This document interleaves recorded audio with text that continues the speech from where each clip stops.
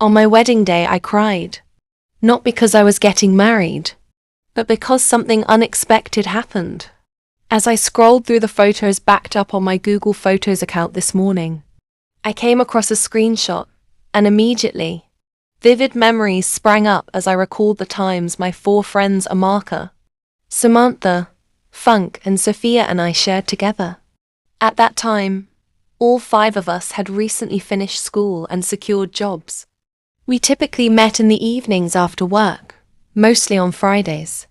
After a while, Samantha was transferred to Delta State for work, and due to her quiet nature, she hardly kept in touch as we had all been doing.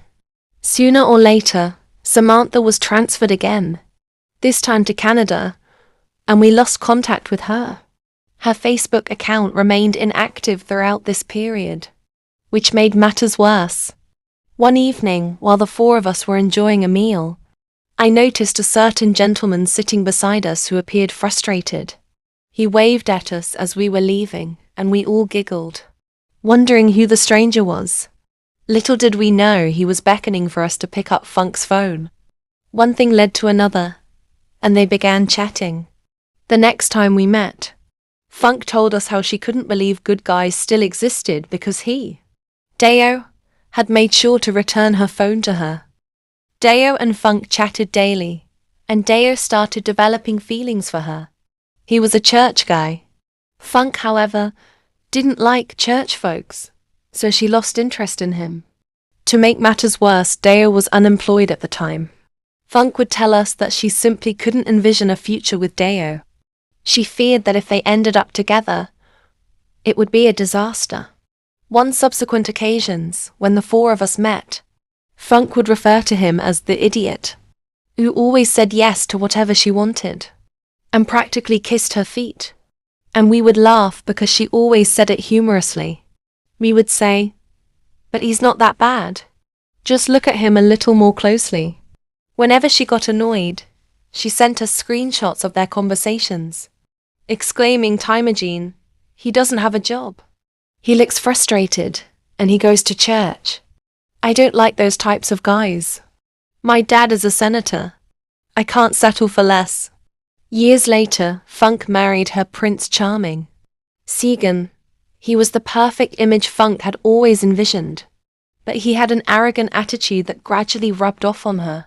She became distant, so we weren't as close as we used to be. Amaka had traveled abroad for her PhD, where she reconnected with Samantha. Sophia was married with a child, while the only single lady left in our group. A few months after establishing my business, I decided to settle down and planned to have all 4 of my friends except Samantha, as I didn't think she would honor my invitation sent through Amaka, since her number was always unreachable present at my wedding. Amaka had promised to attend, as did Funk and Sophia. I couldn't contain the joy I felt when I saw my 4 friends sitting together at one of the round tables at my wedding. I quickly left my husband at the high table to greet them all with warm embraces. Tears filled my eyes. It was an emotional moment.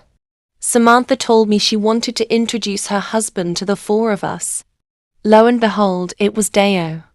We were starstruck. Funk couldn't hold back her tears as she watched Deo kiss his wife. After exchanging pleasantries, Deo and Samantha excused themselves, as they had another event to attend. The little gestures he displayed, like moving Samantha's chair backward for her to pass through and holding her bag as they walked out, had us all awing as if we were watching a romantic movie. One would think they were newlyweds, but no, they had been married for 4 years. The idiot whose messages Funk had screenshot and belittled was now a superhero. Funk confided in us that she regretted her past actions. Her husband had all the wealth she desired, but he never treated her like a human being, let alone gave her the love a wife deserved. In her own words, "What you don't cherish, you lose." Look, the screenshots of my idiot are the words I long to hear now. How I wiseched as she spoke. She began to stammer and suddenly broke down in tears, rushing out of the hall. I had almost forgotten it was my wedding day.